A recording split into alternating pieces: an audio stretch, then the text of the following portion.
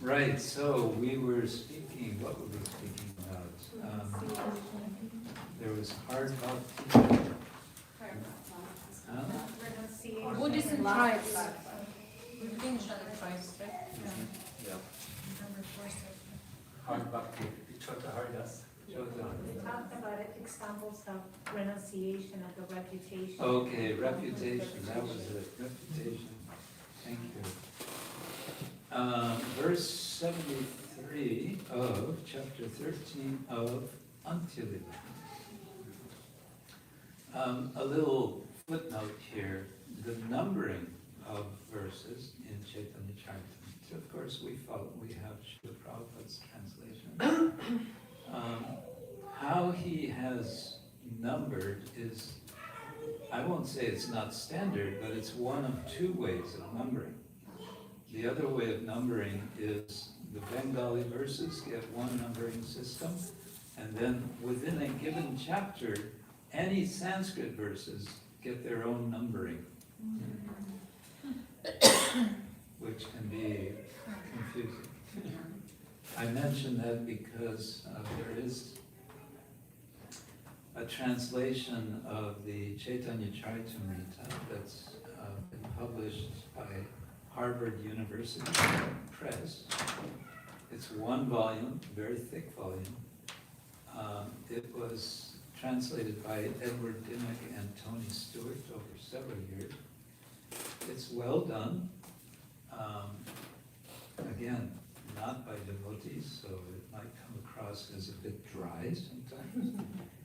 But it can be nice, useful as a kind of reference book. It has sometimes very useful footnotes with a lot of cross-referencing. And it also has an excellent, at least from a scholarly perspective, introduction, which is, I think it's over 100 pages, which includes within it a small section that gives you a kind of lesson in Bengali grammar to follow the Chaitanya Charitamrita. So you can actually, appreciate more the Bengali, the text. In any case, here we are, 3:13:73. Jagadananda Pandit offered obeisance to the Lord on behalf of Sanatana Goswami. So he's come back from Vrindavan, actually. Then he gave the Lord the dust from the site of the rasa dance along with the other gifts. So Sanatana Goswami said, "Oh, you're going back to Puri, please take these gifts and please offer my obeisance." Sri Chaitanya Mahaprabhu kept all the gifts except the pilu fruits, which he distributed to the devotees. Because the fruits were from Vrindavan, everyone ate them with great happiness.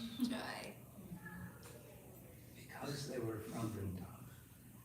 And this reminds me of another point. This goes into the category of K.R.K. Swami's speculations.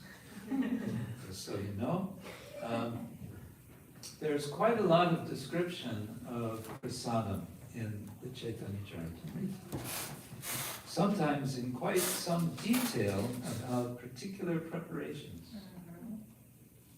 So here's my theory. My theory is that Krishnadas Kaviraj was feeling a bit homesick. He had been in Vrindavan all these decades and he was remembering some of these Bengali preparations. We can't get the same shock here in Vrindavan. So he's remembering them and he's writing about them. It's one of the wonderful things about Chaitanya Charitamrita, all this prasadam distributions. Yeah. He's also writing poems about prasadam. You're writing poems Yes. about Yes. prasadam? Really? Yeah. Wow. Did Radhika prepare? I'm curious. You know that Bhaktivinoda Thakur wrote not one, but 6 Prasad Seva songs. Yeah. All right. So, pilu fruits. The hot chili-like taste burned the tongues of those who chewed the seeds. He knows that because he's been living in Vrindavan and he's no doubt tasted these pilu fruits.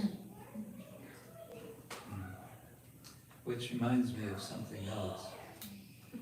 Our Dinabandhu Prabhu. Last time I was in Braj, we were staying at Govardhan, and we made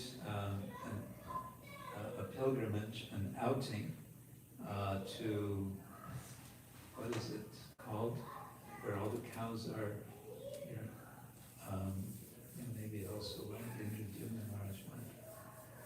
It's not Bakulamon, it's Bahir, no, not Bahir.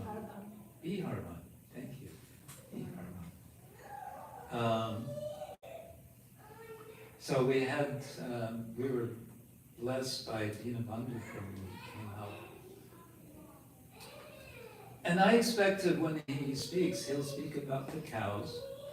He didn't speak about the cows, not a word.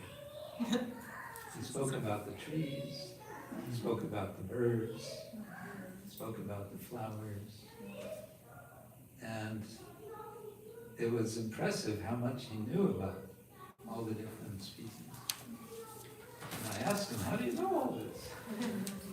He said, well, when he was staying at Brindakund, he stayed there for about 2 years apparently, when he was arranging for the renovation and so on. And while he was there, he was learning, I guess, from the local sadhus. So many things. Anyway, Krishnadas Kaviraj knew certainly about the chili-like taste of chewing the seeds of the pilu fruits. Perhaps he had done it once himself.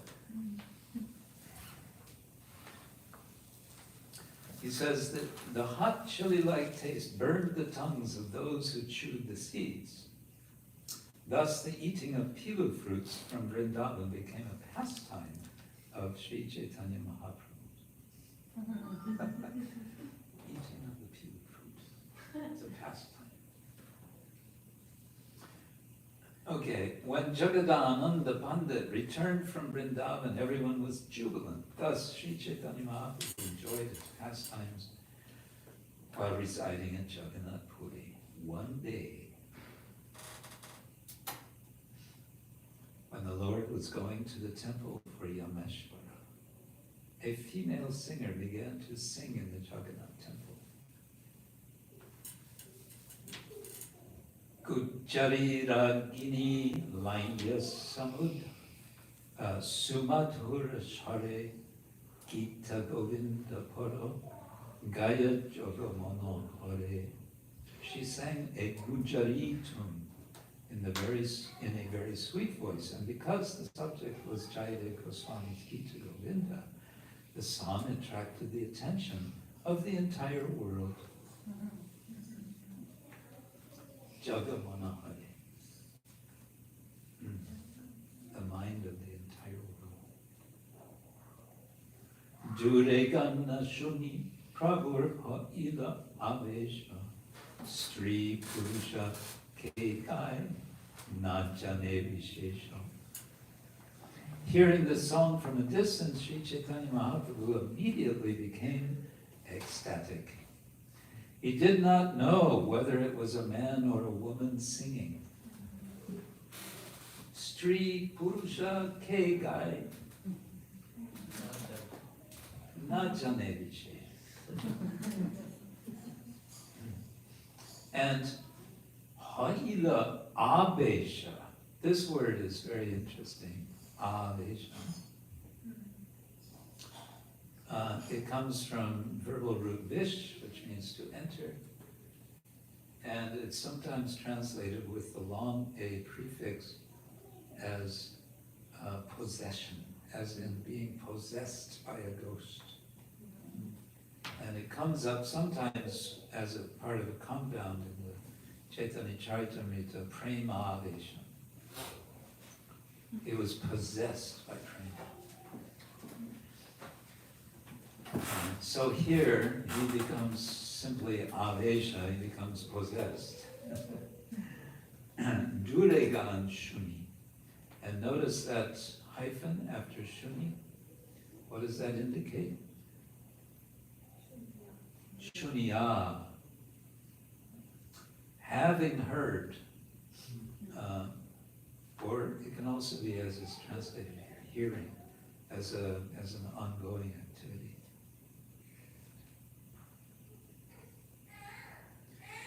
Tare midibare prabhu aveshe dhaila bhate shijyarbari hoy putya cholila. As the Lord ran in ecstasy to meet the singer, thorny hedges pricked his body. Onge kanta lagilo, hichuna janila, ashte baste, Govinda karo pachete dalila. Govinda ran very quickly behind the Lord, who did not feel any pain from the pricking of the thorns. Daya jayen prabhu stri ache olpadure stri gai bali Govinda prabhure koila kole. Sri Chaitanya Mahaprabhu was running very rapidly, and the girl was only a short distance away. Just then Govinda caught the Lord in his arms and cried, "It is a woman singing!"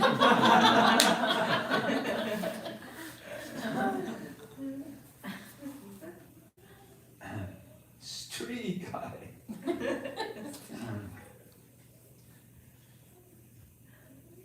Sri Nam Shuni Prabhu Bhahya Hoila Punarapishe Pote Bahuri Cholila.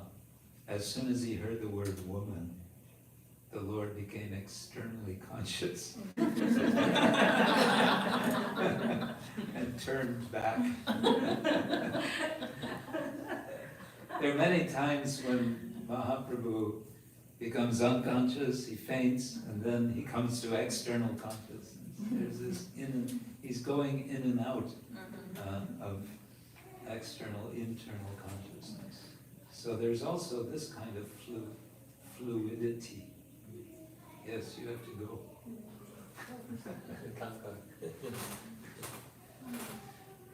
The nectar of your words is holding us back.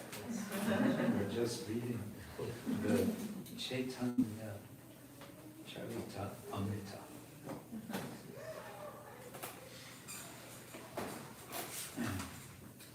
So, let's see if this gives a follow-up. Yes, Prabhupada. My dear Govinda, he said, you have saved my life. If I had touched the body of a woman, I would certainly have died. No. Ooh. We need some unpacking here. Yeah. Let's hear some women voices. About the application today. Yes. Do you want to comment? Oh, I didn't hear the whole story yet. Yeah.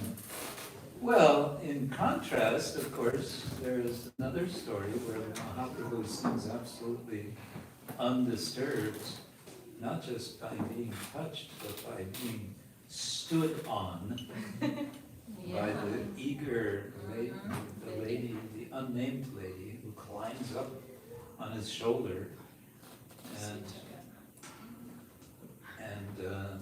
Mahaprabhu says, "It's no problem, it's okay, don't be upset." Who was it who was upset? One of the servants. Was it Govinda? It was another devotee. He says, just look at her eagerness to see the Lord. admiring this lady that she has such eagerness to see Clark. So this I think makes a point about, a broader point about hermeneutics. There's a course, incidentally, which has been run just a few times, and I don't know that there's any further schedule, but I think all of you would appreciate it. Course on Vaishnava hermeneutics, which has been put together by the devotees in the ISKCON GBC Shastra Advisory Council. Anyway, it's nicely done. It's been worked on. It was worked on over a period of years, so it's quite thoughtfully done. I don't think it's the final word on the subject. They have a supplement with materials of more than 250 pages, I believe. But I think it's a good start. And a principle there is one of there's 24 principles, there's 40 what are called tools, and there are 6 qualities that one should inspect in oneself as one is interpreting Shastra. All the time understanding what does Srila Prabhupada mean when he says don't interpret. Anyway, then one principle has to do with seeing the whole picture of what is Shastra, so not just extracting something, as one might do here. In this case, seeing a kind of counterpart pastime of Lord Chaitanya. Yeah. So we're still kind of looking at our little chart, and in the next ring, the next circle out, we have Muslims, and I've located Muslims further out than Shaktas, Buddhists, and tribals, because I believe there is a sense in that culture that Muslim culture, Muslim ways, Muslim even, there's a sense of there being almost a different type of human being, maybe not quite human. Yeah, there is that sense. In any case, there's certainly those who are not referred to as Muslim in the Chaitanya Charitamrita, but rather generally as Yavana. And incidentally, it's been pointed out by Joseph O'Connell, Chaitanya Charitamrita is one of the first texts in which the word Hindu is to be found, and it's always in the context of a contrast, Hindu, Yavana. So this is from the early 17th century, the idea of Hindu as a designation it's a recent development. So we have Muslims. So what episodes or what engagement, interactions, what persons do we have relevant to this category in Chaitanya Chankazi. Chankazi? Chapter 18 of Madhya Lila, the Lord's going from Vrindavan to Prayag, Yes. and they're stopped by Muslim soldiers, and he actually initiates those Muslims. The Patans. Yeah. Yes. Patans, yes. Yes. And the Chankazi. Yes. And who else? Haridas. Boro Haridas.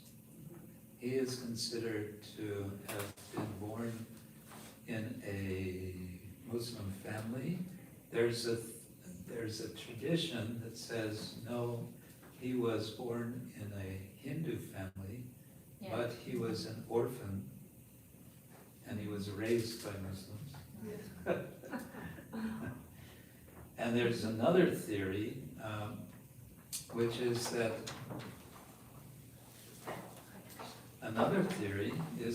he was a Muslim, and he was a Muslim peer. And as a Muslim peer, as a Muslim sadhu, or a Sufi sadhu, he was especially inspired to chant Hare Krishna as a practice which is done, I think it's called zikr, in Sufi traditions of chanting names of God. Haridas liked to chant the name Krishna and Rama, and for that he got into trouble. In any case, certainly, of course, we know from Krishnadas Kaviraj, chapter 3, I believe, of Antya-lila, that Haridas is highly honored by the Vaishnavas. So much so, because when he dies, Chaitanya Mahaprabhu is present. When he dies, Chaitanya Mahaprabhu physically picks him up and dances with him. And not only that, he personally serves a feast in observance of the departure of Haridas. So, it's one thing for a Brahmin to touch a dead body. It's another thing for a Brahmin to touch a Muslim. For a Brahmin to touch the dead body of a Muslim, that's radical. Yes. He was also given the offering plate at Advaitacharya's Yes, house. yes, he was the first one to receive the plate from the Shraddha ritual, which goes to the Brahmins. You can imagine the Brahmins all lining up with their big bellies. You know, yes, we're ready, you can serve us now. And then what does Advaitacharya do? He says, you just wait. And then he serves Haridas. Oh, welcome. Hare Krishna, welcome. Hare Krishna, welcome. We have lots of seats in the front if you want.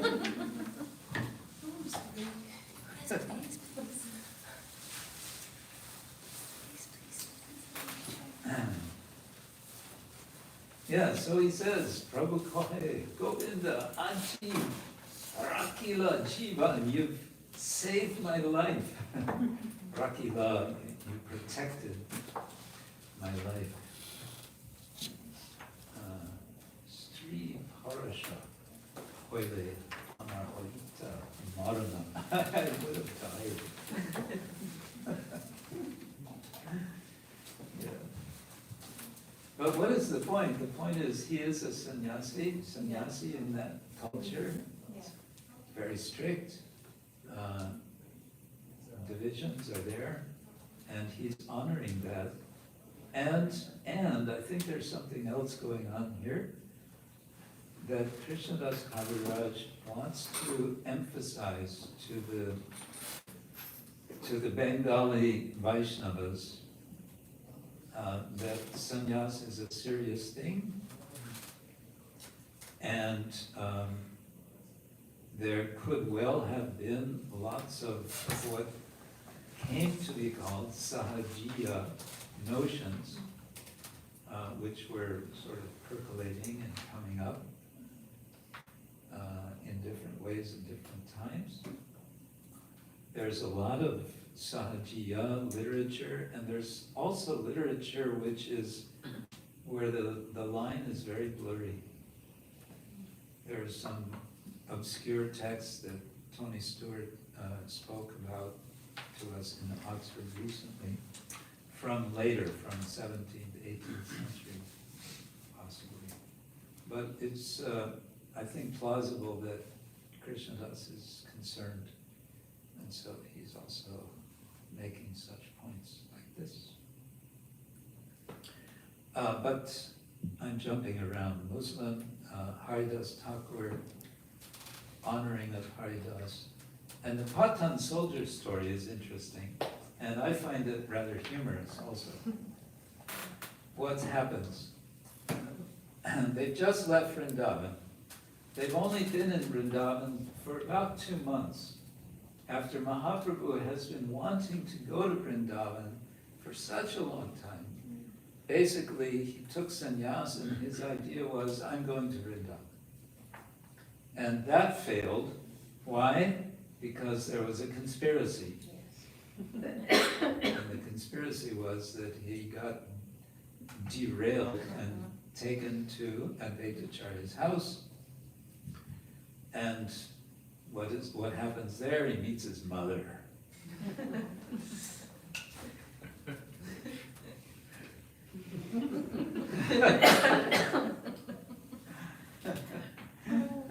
And his mother says, what have you done?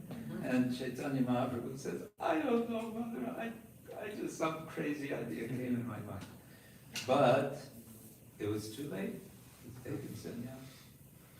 And so she says, okay, well, you go to Puri, at least there's connection, I'll get news about you. All right. Then he goes to Puri, and then he doesn't stay there. He goes to South India. On the plea of searching for his older brother. Right? Kishore. Any case, so he's just left Vrindavan, and what happens? He hears there's cowards. I mean, this is, there are cowherd boys. And what do cowherd boys do? Sometimes they play on their flute, because there's not a whole lot to do out there with the cows. So he hears a cowherd playing on his flute, and what does he do? He immediately thinks it's Krishna playing on his flute. He has this problem. If he sees a hill, he runs for it. If he sees water, he runs for it. Because he always thinks it's Vrindavan and it's Krishna and so on. So, and he faints, and then come these soldiers, and they immediately think, aha, he's a Bengali, and these other guys, they've done something to him, and they're robbing him. So they're actually on Mahaprabhu's side, so to say, and they think the others are some rascals. And then Mahaprabhu wakes up. He tends to do that. He faints and then he tends to wake up, and he doesn't know what's going on. And then everything gets clarified. Oh, he is a sanya, he has, sometimes he faints, we're trying to take care of him. He hears the flute and he faints, what to do? And then they have a discussion, this interfaith dialogue with the peer, who is not named. And they discuss, as very similar parallel actually to the discussion with the Chankaji. It always goes to the point of meat eating and to the point of what does it say in the Quran.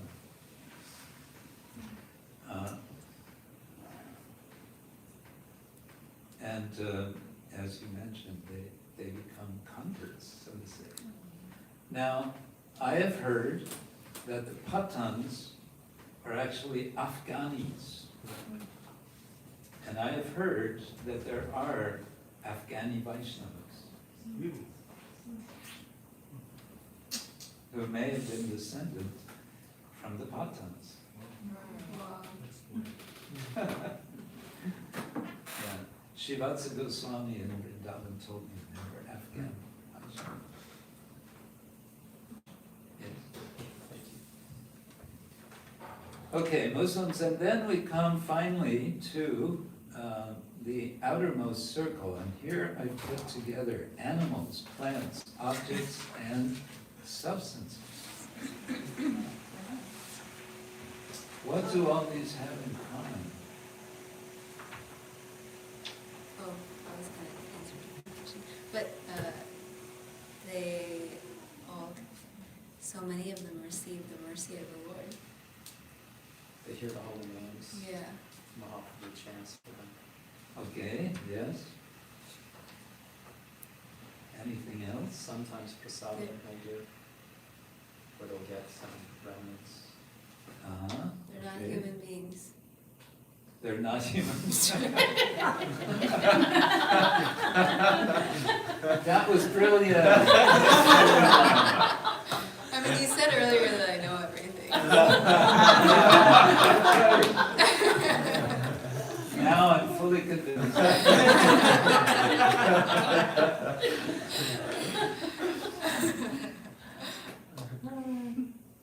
So,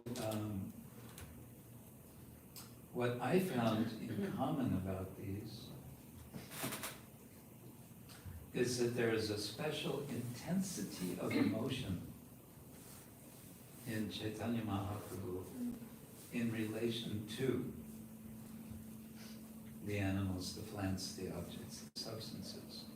There's a kind of intensity, which is interesting considering where is this circle? It's the outermost circle. It's the furthest away, you could say, from the center. But it's the furthest away only in external terms, because Chaitanya Mahaprabhu brings these substances right into the center through his emotions. So I thought we could read some of this especially fun pastime at Jarikanda. Ke habume pore, ke ha koraye chitkar, dakti bata charger, mane hoye chamatkar. There comes the chamatkar again. Some of the elephants fell to the ground, and some screamed in ecstasy. Seeing this, Balabhadra Bhattacharya was completely astonished.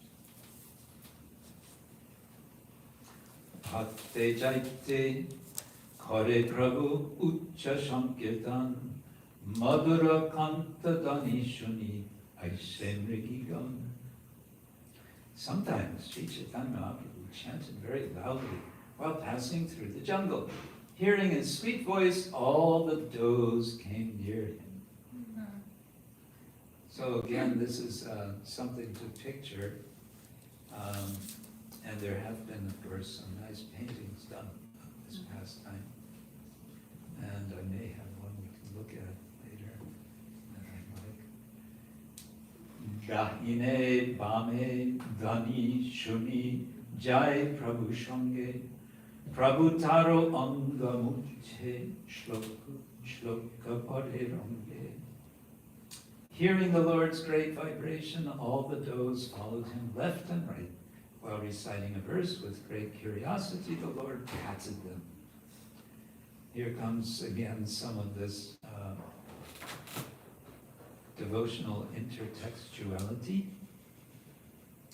Danyasma mudamatayopi harinya etan ya nanda namapata vichitra vesham akarnya venuranitam saha krishna sada pujam datur virachitam pranayavalokai.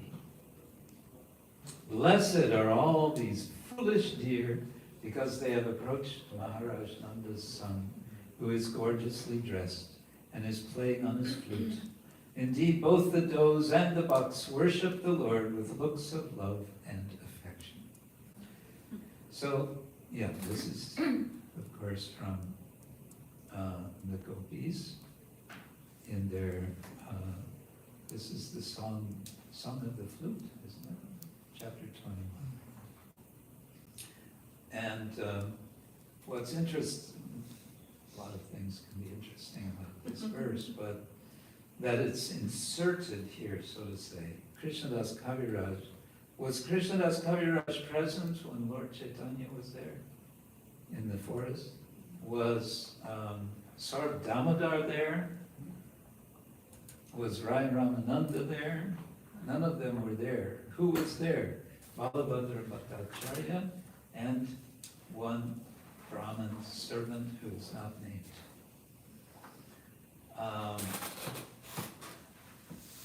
How did this story get communicated? We don't know. I think we have to give credit to Balabhadra Bhattacharya. Somehow he must have told someone when he got back to Puri. In any case, what is going on here? He's describing that all the deer are coming to Lord Chaitanya, and then Lord Chaitanya is remembering the gopis appreciating Krishna, to whom all of the deer are coming, suggesting that Chaitanya Mahaprabhu is himself feeling himself to be Krishna.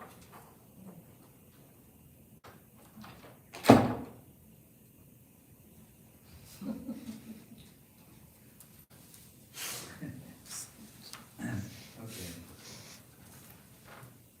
Hanokale Badgra Tota Ailapancha Sato Badgra Mrgi Mili Chole Mahaprabhu Sato. While Sri Chaitanya Mahaprabhu was passing through the jungle, 5 or 7 tigers came.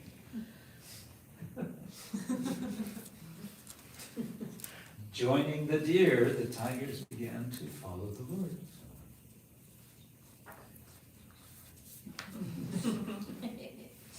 At some point, we might have some doubt. Did this really happen?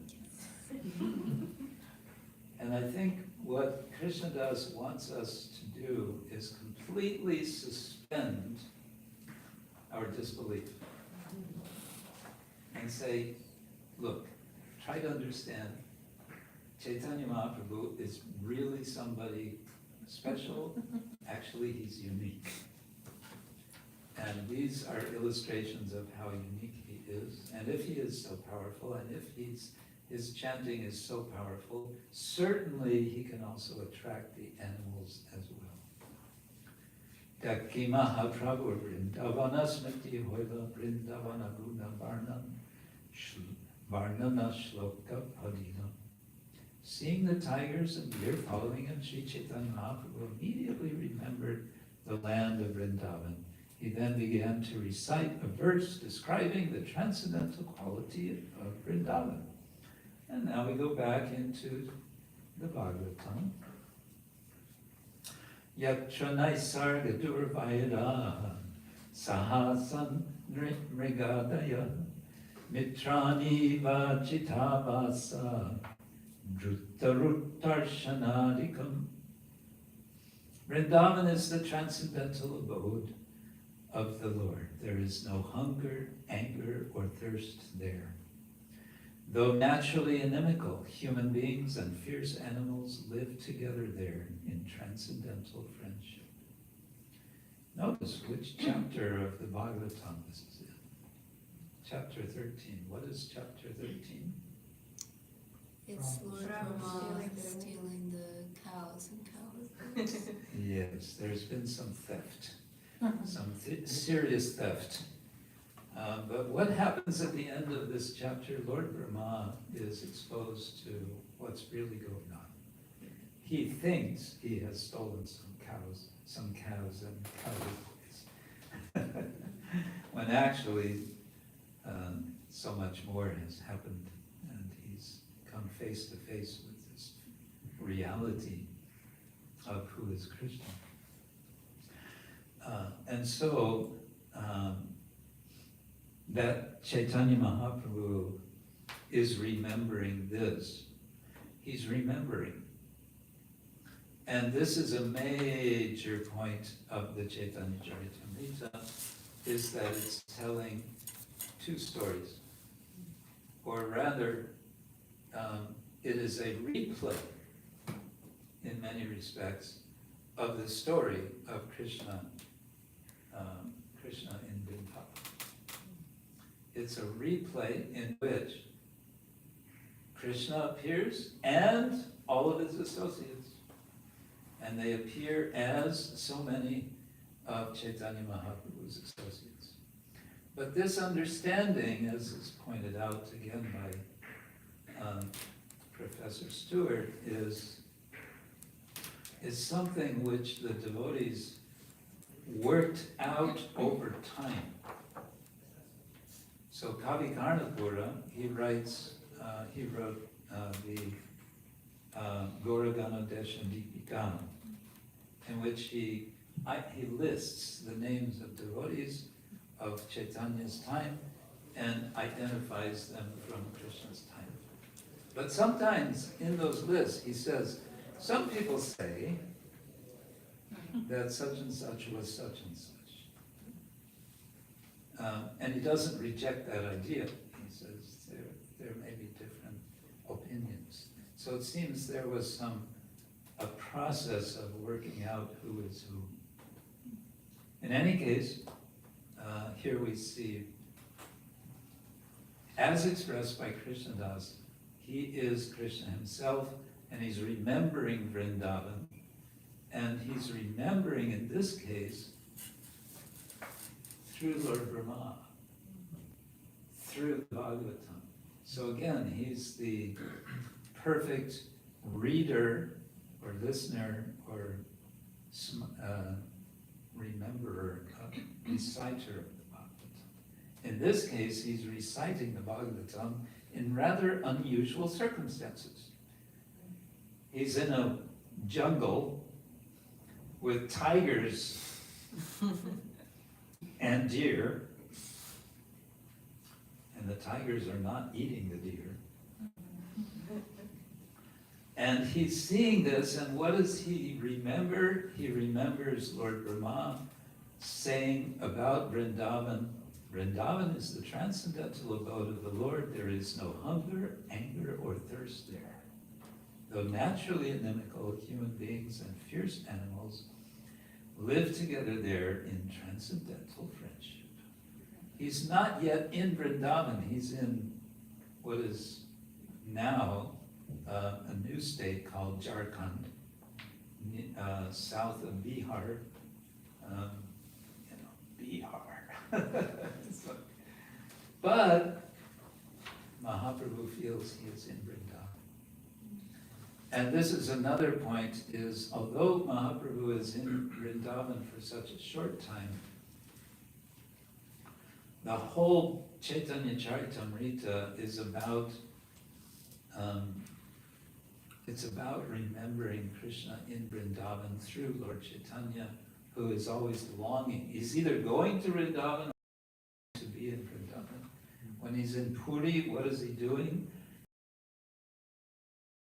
And he's longing to be there. And the longing is intense that toward the end of Chaitanya Charitamrita, he seems to be going seriously mad. Krishna Krishna kaha kori jabe bolilo Krishna kahi bagramriga nachite lagila. When Sri Chaitanya Mahaprabhu said, chant Krishna Krishna, the tigers and Krishna and dance. In their respective animal languages. He doesn't say that, does he? But yes, possibly in their respective animal languages. How does a tiger chant Hare Krishna? Anyone want to venture imitation?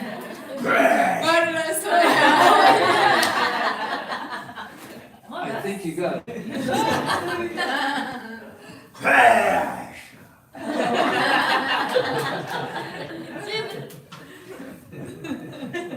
about deer? Oh. And the deer? You don't know. Hearing that rendition. There you go, we got it. Nache kunde Bhakravana Mritigana Shange Balabhadra Bhattacharya Deke Apurva Runge. When all the tigers and does danced and jumped, Balabhadra Bhattacharya saw them and was struck with wonder. This time, translation of Apurva Runge. Apurva means without precedent, means never before. And Range means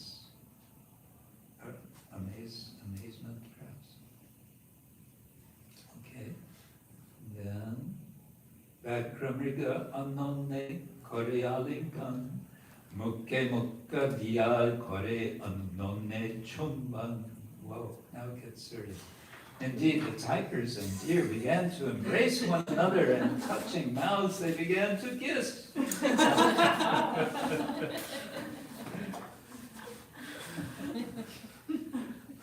Who are we to deny that it is possible? I just never thought that that was something that was transcendental. That's the more shocking piece to me. That it can happen, yes, but that it would be transcendental, that's more challenging. If I cannot eat you, at least can I kiss you? Oh my God. So I want to continue with that sequence, but where am I here? Because Mahaprabhu then expresses very amazing his happiness. Yeah, I won't read the Bengali. When Sri Chaitanya Mahaprabhu saw all this fun, he began to smile. Finally, he left the animals and continued on his way. Then there's description of the birds following him, peacocks. They're also dancing. The trees and the creepers are also jubilant when he chants Hari Bol, and like this. Everyone becomes maddened. And then he goes into villages, and that's where he meets these tribals, the Mils.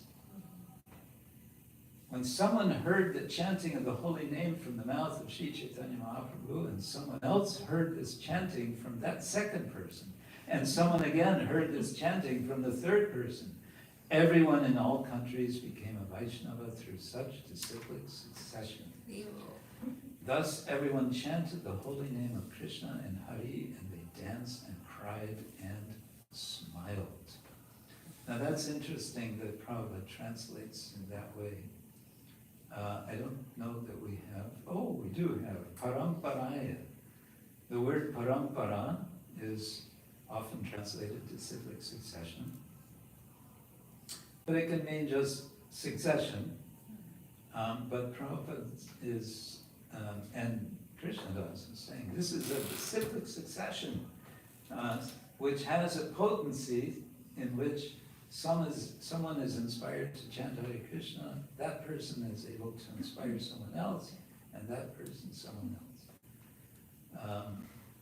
Interesting, isn't it?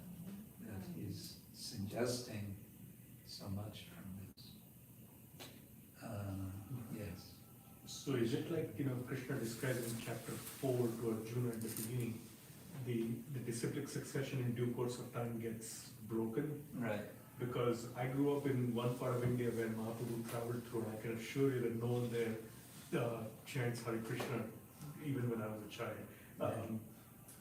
And maybe today they do because of ISKCON, but back then they did not. So how do we understand that all these people, they connected to Mahaprabhu and then someone connected to that person and so on and so forth, but then ultimately it must have got broken. It fizzled out. Yeah. Yeah, the time factor. and maybe some other sadhu comes in and says, "What are you doing chanting that mantra? You should chant my mantra." A lot of possibilities. And in the process of that transferring, maybe someone is doing it because they heard, "Oh, this is nice, I feel good doing it, okay, you'll also feel good."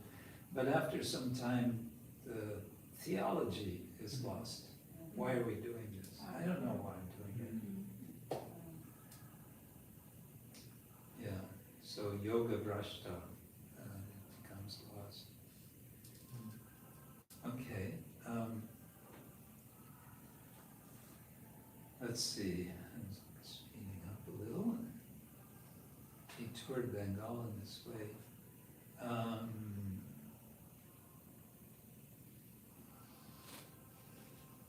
Oh yeah.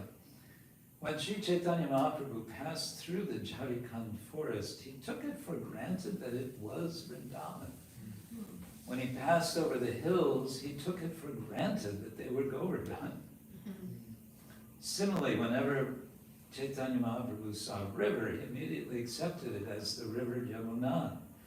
Thus, while in the forest, he was filled with great ecstatic love, and he danced and fell down crying. And then he describes how Balabhadra Bhattacharya would gather spinach and so on from the forest, and he would cook for him. They would meet Brahmins in the villages. 5 or 7. Yeah. I wanted to ask about that actually. Do you have any background on that term, like 3 or 5, 5 or 7? It comes up repeatedly. And we, in English, we would commonly not skip a number, but say 2 or 3, 4 or 5, 10 or 11. I'm just curious if there's 5 any. to 7. In the translation was 4, but word by word was said 5 to 7. So I don't know if it was. Which verse was this? That was further back. It was further back, and it comes up several Yeah. times that it seems like it's an expression. I'm just curious if there's anything. It was just numbers. It's Yeah. 2, 2, 4. Yeah, but the one you're referring to, it says like it's 5 or 7. Mhm. You know, it's Yep. not 5 or 6, it's 5 or. 'Cause Yeah. 2 Oh, to 2 4, or 4 days? Okay. that makes sense, but if it's, scroll up a little, it's 5 or 7. Well, Duichari means 2 or 4. I don't know, to say Dui teen, I think it's just a conventional way of saying, more or less, we don't know exactly how many, in this case, days, for some days. Or It's just 3 or 5 animals. Yeah, Never 4. never. That's the thing. I think you got it. I was thinking also about the dog in Shivananda Sena's party, that he was treated with so much respect. Yeah, And he also sang Hare Krishna. he also, yes, Hare Krishna, and got the coconut poke. Now, we need to ask somebody to give us the sound of a dog chanting. Hare Krishna! That was not the dog. I've heard my guru chant that. Yeah, Radhanath he does Swami. Oh, yeah. Krishna, Krishna. That's how I-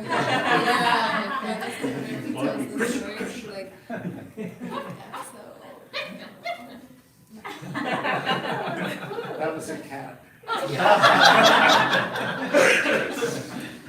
Parrots, You're getting good guidance. Barking over there. So, the Lord used to bathe 3 times a day in the warm water of the waterfalls. I don't know if there are waterfalls in that area now. He'd heat himself with a fire made with the limitless wood.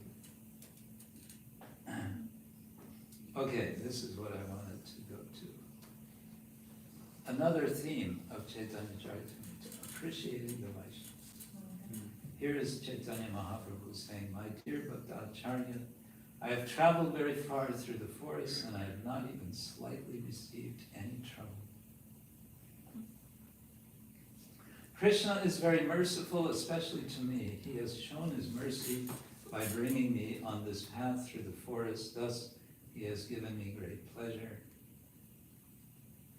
Before this, I decided to go to Vrindavan and on the way see my mother, the river Ganges, and other devotees once again. I thought that once again I would see and meet all the devotees and take them with me to Vrindavan." He wanted to take devotees with him. "Thus I went to Bengal and I was very happy to see my mother, the river Ganges, and the devotees." Speaking of river Ganges, I once, years ago before, I don't think he would mind my quote referring to this, I once asked Jayapataka Maharaj when he was really traveling intensely all over before he had health problems. And I said, "How do you do it, Maharaj?" And he said, "It's very simple. I make a point to go back to Mayapur at least once a month and bathe in the Ganga. That gives me strength." We saw him swim across the Ganga once, many years ago. Yeah, during Parikram.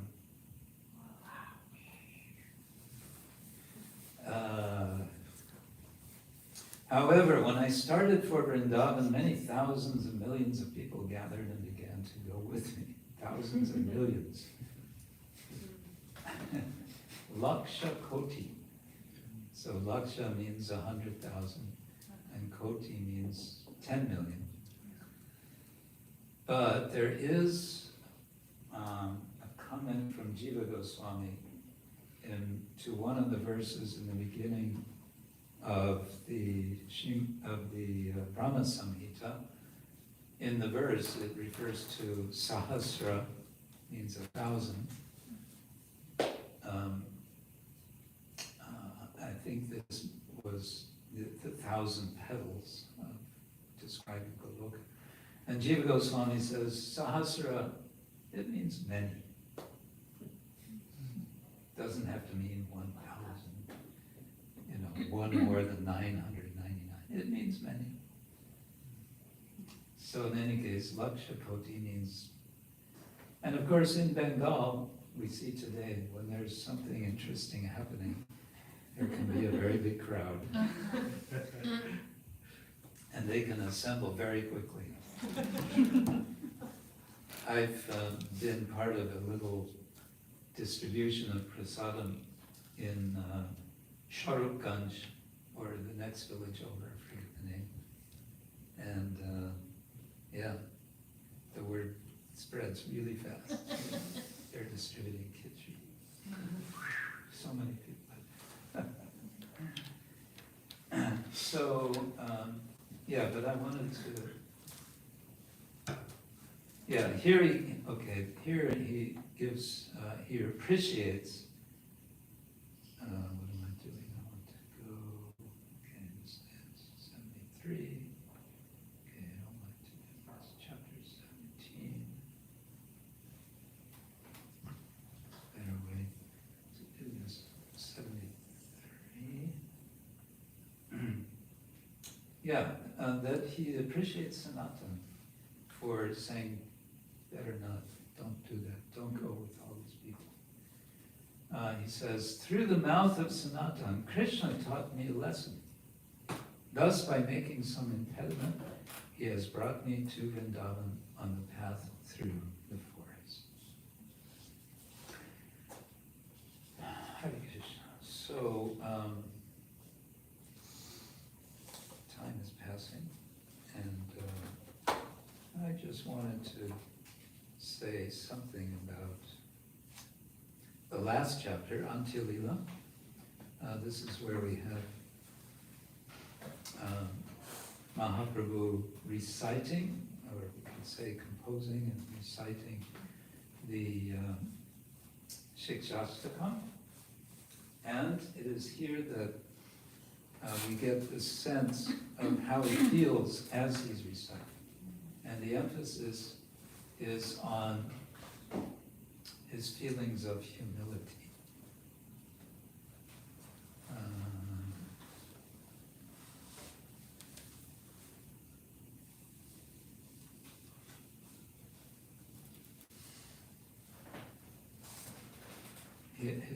His feelings of humility. There's an explanation for each of the verses which are in Sanskrit. He gives explanation in Bengali. So for example, text 31, in great humility, considering himself a conditioned soul of the material world, Sri Chaitanya Mahaprabhu again expressed his desire to be endowed with service to Krishna. So Krishnadas is letting us appreciate Mahaprabhu as one who actually feels himself to be what he is expressing. In other words, we could have just taken all of these verses as shiksha, as instruction for us. But it goes into, there's a deeper sense. There's a sense of Mahaprabhu actually feeling like this himself.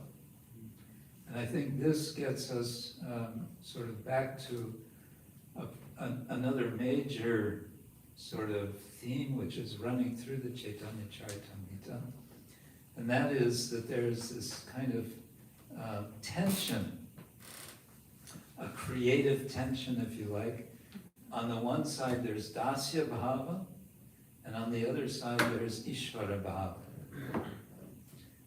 But the Ishvara Bhava of Mahaprabhu being Ishvara, of course, is always a problem because bhakti is on the side of the Lord, not about being the Ishvara. It's about forgetting that he's God. It's about reciprocating with his devotees in ways that the power of love becomes the primary power, right? So that's being, I think, instantiated here. And another point, speaking about instantiation, you know this word, to instantiate something is to be a specific case of something. Srila Prabhupada used the term the Supreme Personality of Godhead, however many times he did, thousands of times. And with the Chaitanya Charitamrita, we get an instantiation of the personality of God, of the person, the personhood, the being a person of the Supreme Lord. And another way to think of this, though, is, so we are all persons, and we, in our lives, express our personage, our personhood, in our interactions with all of those that we interact with and with the world. And what we get in the Chaitanya Charitamrita is a window into what might be the unfolding to the fullest extent of personhood. There's in philosophy of religion, there are those who speak about, they're called personalists. There are European scholars, thinkers, also in America, and there's a group, they meet occasionally, and they have conferences about personalism.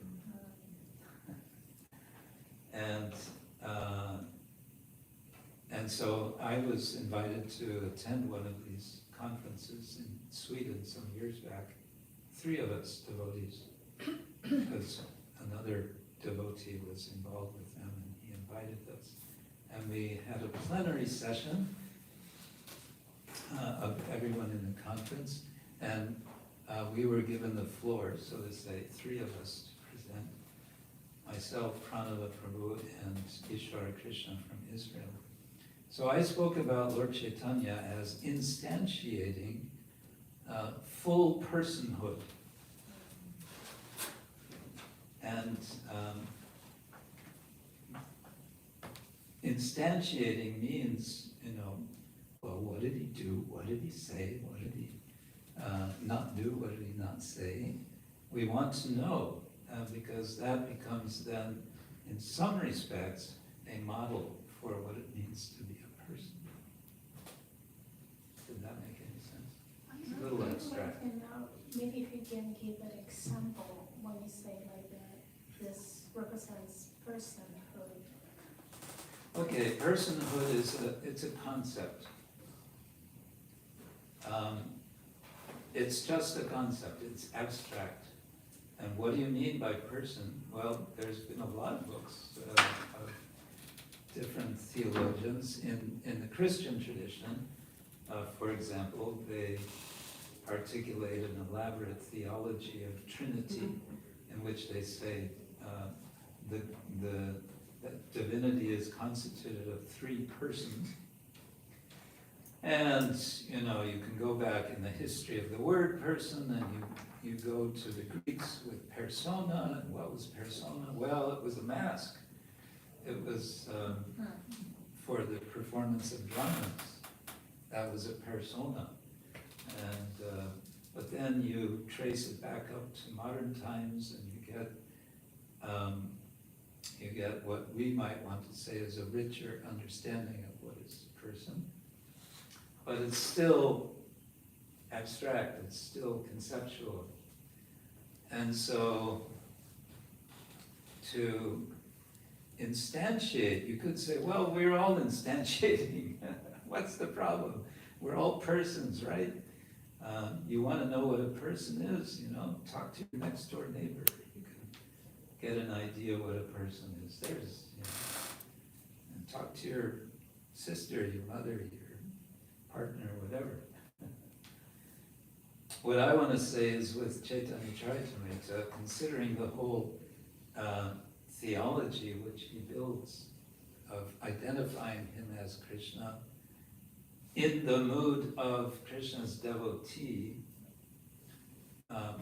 what we have with all the details, all the incidents, all the humorous things, all the running after a woman who is singing Gita Govinda, getting grabbed. I just really like that scene. I imagine Govinda tackling. So what are you doing? You were gonna touch the food. Thank you, you see. All of these things, somehow it all builds up to become this amazing person, and this person is also living within the world of the Bhagavatam. He's living inside a text called the Bhagavatam, and then he's bringing that text out to the world also. Not only to people, but also to tigers and elephants and deer and birds and everything. How wonderful that is. Right. Well, on that note, I think it's time to do some more singing. Shall we sing what's in our last? Let's see, we have Halo Lyrics.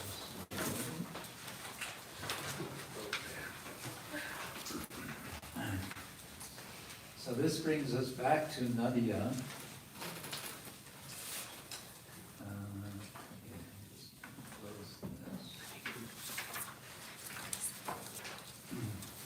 Nadiyar hate bhai, ki adbhuta tari.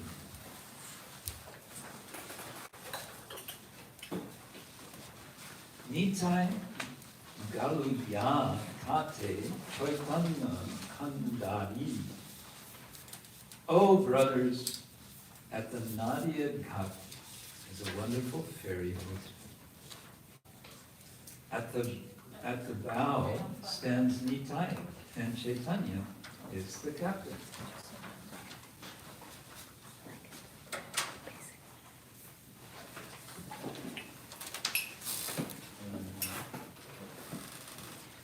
Chaitanya is the captain. Dwi Raghunath, Shri Jiva Gopal, Shri Rupa Sanatan. I put those Shris in parentheses because they don't scan the result. Parer Nauk Nau Kai Era Nandi Chai Jonok. The two Raghunaths, Shri Jiva, Shri Gopal, Shri Rupa, and Shri Sanatan, are the 6 oarsmen in the boat. Ke Javi Bhai Baba Hare Nitai Dake Keyar Kari Nina Har Kore Jake Take. Nitai loudly calls, "Oh, my brothers, who amongst you will cross the ocean of birth and death without paying even a single paisa? One and all may cross to the other shore.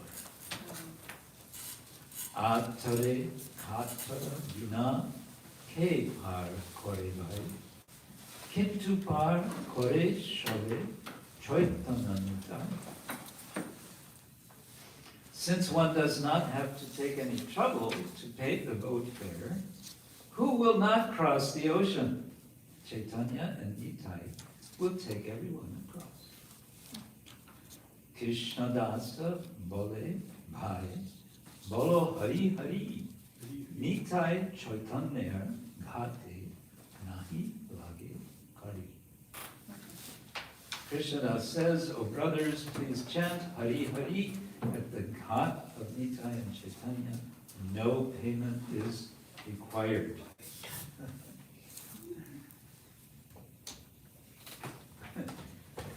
This is from some Krishnadas. We don't know which Krishnadas. There's any number of Krishnadas. Yes.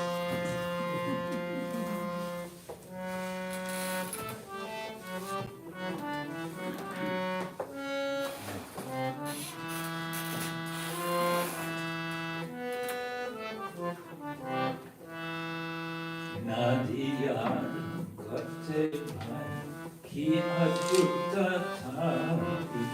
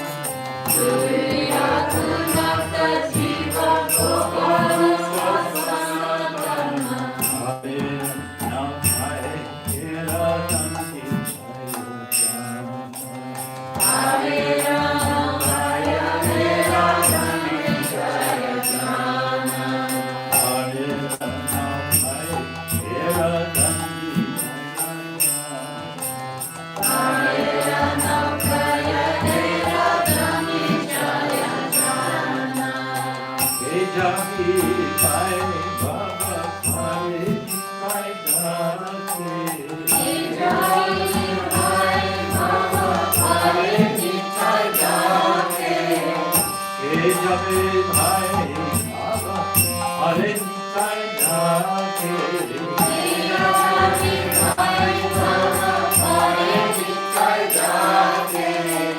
यार कभी ना बोले जाके आगे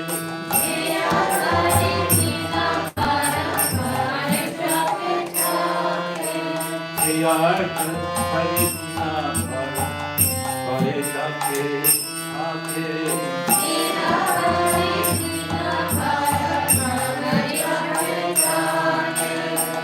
आचरे कथारिना मेरा अरे भले पाए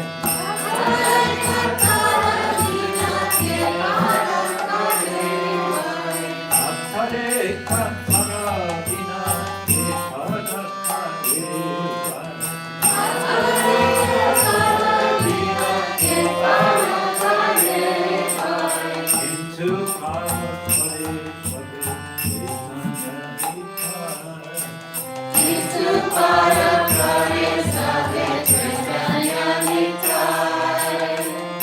into our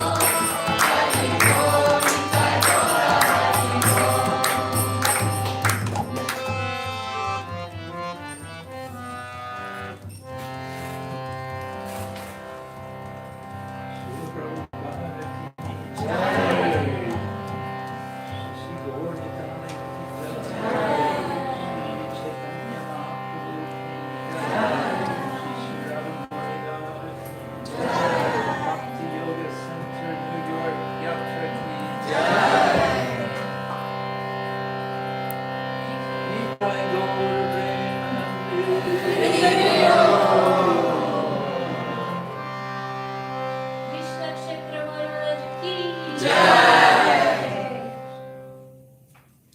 So I think it's good if we give a few minutes before the arti. Unless anyone has a burning question or comment. There, we've just made some quick journey through the Chaitanya Charitamrita. And of course, we could say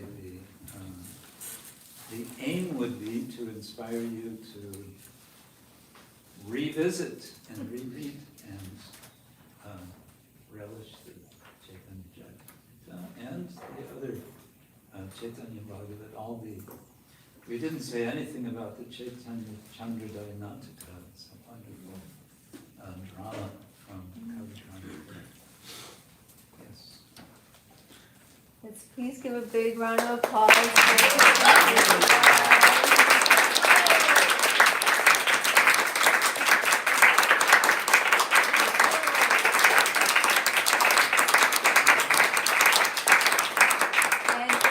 love for Maharaj to come back and spend more time at Bhakti Center, giving us all of us, his association, say Hari Bol. Hari You are being summoned, Maharaj. Summoned. Summoned. Maybe you could make it a 6-monthly thing. Chaitanya Charitamrita this time, Chaitanya Bhagavat next time, Chaitanya Chandramrita. Yeah. We've got big ideas for you, Maharaj. So Getting implicated. There's something which we didn't read, I wanted to read aloud. It's a little excerpt from Chaitanya Chandrodaya Nataka. And it's, it's a drama, it's a dialogue. So, shall we do that now? Maybe with Yadana. Since we have Yadana. I think Yadana, if you could read, you could be Malla Bhakta. Yeah.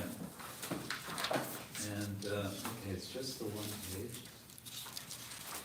The king referred to here is Prataparudra. Malla Bhakta is not referred to in Chaitanya Charitamrita. But the scene is going on, apparently in the court of King Prataparudra, where he's hearing about Chaitanya Mahaprabhu's adventures in the south. So, who wants to be the king? We need a You king. should have a loud voice. Okay, Not microphone. yes, you're a king, and we need a Sarvabhauma. Good. Okay, we have Amit. All right, start out, king, number 99. Is the king of Karnataka well and happy? Because he has friends like your good self, therefore he is always in an auspicious condition of life. However, now one very auspicious thing has happened to him. What is that? O great king, on the pretext of going on pilgrimage, a certain regal sannyasi, his complexion the color of molten gold, came from this country to the south. His presence in the south filled the king of Karnataka with bliss. Bhatta, go on speaking. Go on speaking. What is it? As in the north, in the south, there are many Karmis, many Gyanis, a few Vaishnavas, very many Shivites, and many blasphemers. The leaders of these different groups engage in bitter debate, each attempting to establish the supremacy of his own view. This situation made our king very anxious. Then? When this regal sannyasi entered the south, young and old all became struck with wonder. When the Brahmanas, eager to see him, approached and saw the splendor of his transcendental form, without any prompting, they thought to themselves, when will I become like that? At that time, they become overwhelmed with ecstatic love. The hairs of their bodies stood erect, and tears flowed from their eyes. They all gave up the various theories they had previously accepted, and they all became followers of this sannyasi. When our king heard of this, he became overwhelmed with bliss. To learn the specific details of this sannyasi's activities, the king disguised himself as an ordinary citizen and approached the Brahmanas. When he heard from their mouths of this sannyasi's wonderful activities, traveling to and from Setubandha, the king became overwhelmed, and he completely forgot that he was staying in the forest fire of repeated birth and death. Minister, your king is fortunate. What? What did he hear? Tell us. Oh, minister, please tell us. One day, absorbed in transcendental bliss, his garments wet with tears, and his hairs of his body standing up as kadamba flowers in bloom, overcome with bliss, in a choked voice, he chanted the Lord's holy name as he walked on the road. Seeing him, some atheists said to themselves, "This is a Vaishnava. He will accept alms from us if we tell him that this is Bhagavad Prasadam." The atheists then took some impure food, fit only for dogs, and placed it before the sannyasi, saying, "Oh Swami, please accept this Bhagavad Prasadam." Even though he knew all that had happened, when he heard the words Bhagavad Prasadam, he could not reject it. But instead, he took the plate of food in his hand. At that moment, a great bird swooped down, took the plate from his hand, and with the plate in its beak, flew away. This is the greatness of the illusory potency. Even the great demigods controlling the universe are bewildered by the illusory potency Maya. Certainly, Maya can easily bewilder the tiny creatures of this world.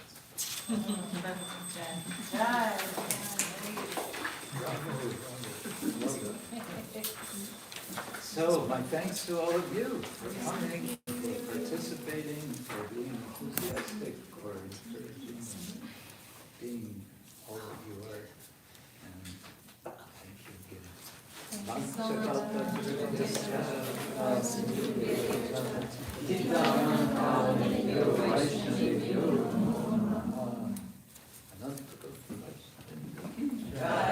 And a few announcements for everyone. Thank you so much for coming to this. And we have dinner served for everyone. It's in 2E, and it's being served now. And you can either stay there or come back. Actually, it'd be better if you come back here and take the prasadam here.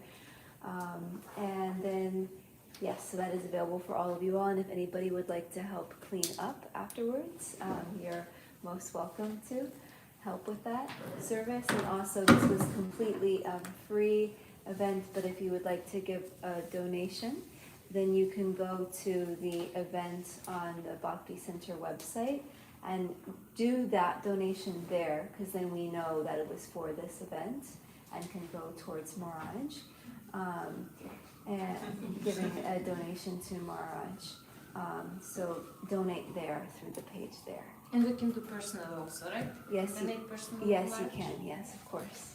Yes. And thank you to Champal for organizing this. Yeah.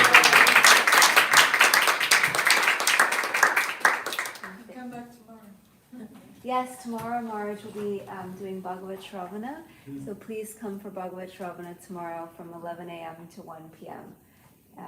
We can't wait. There's going to be kirtan and lecture. Yeah, yes, and then arti, and then prasadam. Should we put away the chairs? Sure, I would yeah. like to mention also that Maharaj will be signing the books on the table, so if you have a copy, it's a little bit, come and